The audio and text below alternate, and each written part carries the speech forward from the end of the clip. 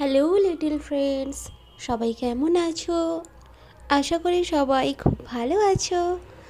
আজকে আমি তোমাদের আমার বইতে 189 পৃষ্ঠা থেকে 194 পৃষ্ঠা পর্যন্ত আলোচনা করব। So let's go. প্রথমেই আমরা চলে যাব 189 পৃষ্ঠাতে।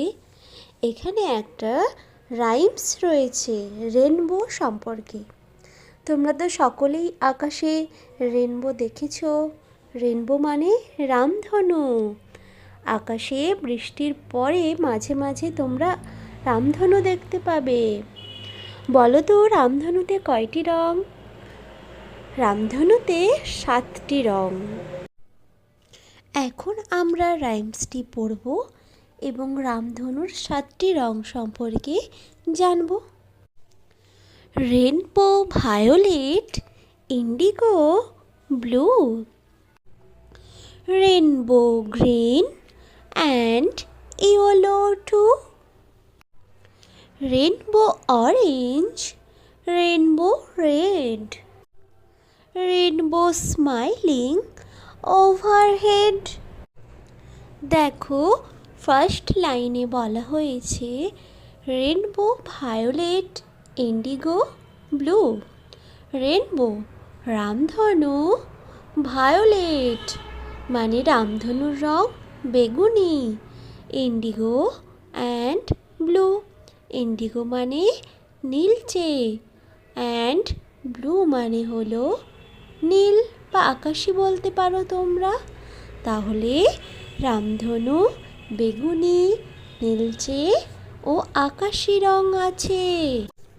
সেকেন্ড লাইনে বলা হয়েছে rainbow green and yellow too. Rainbow green, green মানে হলো সবুজ, অ্যান্ড ইয়েলো মানে হলো হলুদ। তাহলে রামধনুতে সবুজ হলুদ রঙও আছে। থার্ড লাইনে বলা হয়েছে রেনবো অরেঞ্জ, রেনবো রেড।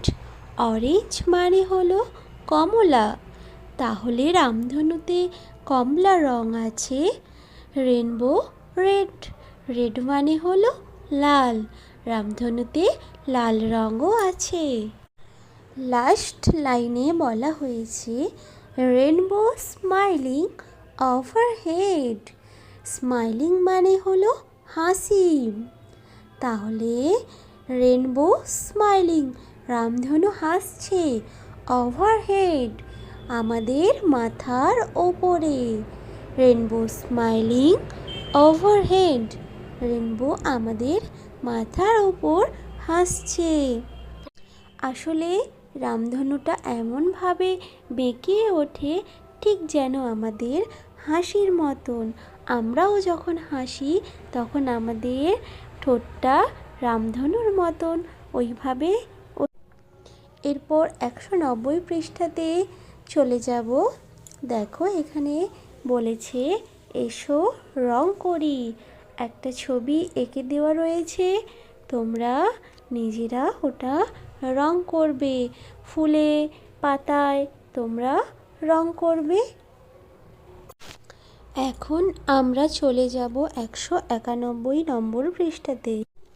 দেখো, এখানে 1 2 3 4 5 6 7 7টি পাখি দানা খাচ্ছিল। সেখান থেকে 3টি পাখি উড়ে গেল।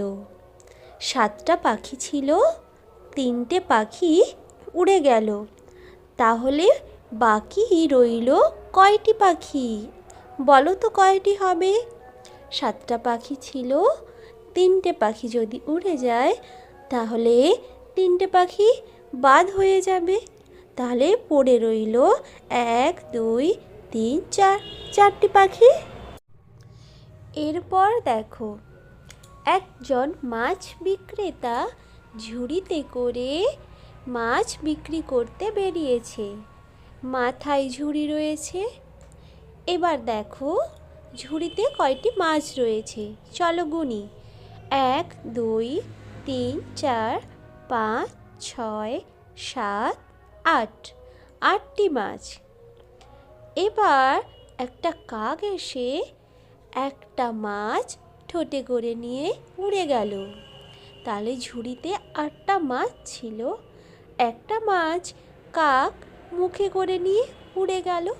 তাহলে বলো তো এখন ওই মাছ বিক্রেতার ঝুড়িতে আর কয়টি মাছ রইল? 8টি মাছ থেকে একটি মাছ কমে গেলে আর 7টি মাছ পড়ে রইল। এবার দেখো গাছের ডালে পাখি বসে আছে। 1 2 3 4 5 6 7 8 9 10। সেখান থেকে 1 2 3 4 5, 5টি পাখি উড়ে গেল। তাহলে বলো তো এখন কটি পাখি গাছের ডালে বসে থাকলো? 10টা থেকে যদি 5টা পাখি কমে যায় তাহলে আর 5টি পাখি গাছের ডালে বসে রইল। দেখো নিচে ছবিতে দেওয়া আছে 1 2 3 4 5, 5টা পাখি গাছের ডালে রইল। এর পরের পৃষ্ঠাতে দেখো আম গাছে আম হয়ে আছে 1 2 3 4, 4টি আম। তারপর দুটো আম গাছ থেকে মাটিতে খসে পড়ে গেল। দেখো ছেলেটি আম কুড়োচ্ছে। তাহলে গাছে ছিল 4টি আম, দুটো আম পড়ে গেছে। তাহলে এখন কটি আম থাকবে গাছে? গাছে আর 1 2, 2টি আম থাকবে। 4টি আম ছিল, দুটো আম মাটিতে পড়ে গেল। তাহলে গাছে রইল 1 2, 2টি আম। আশা করি সকলেই বুঝতে পেরেছো। যদি কোনো প্রশ্ন থেকে থাকে তাহলে আমাকে তোমরা কমেন্টসে জানিও। ভিডিওটি ভালো লেগে থাকলে একটা লাইক, শেয়ার আর চ্যানেলটিকে সাবস্ক্রাইব করে দিও। ততক্ষণ সবাই ভালো থেকো। টাটা। আবার পরে দেখা হচ্ছে তোমাদের সঙ্গে অন্য আরেক বিষয় নিয়ে।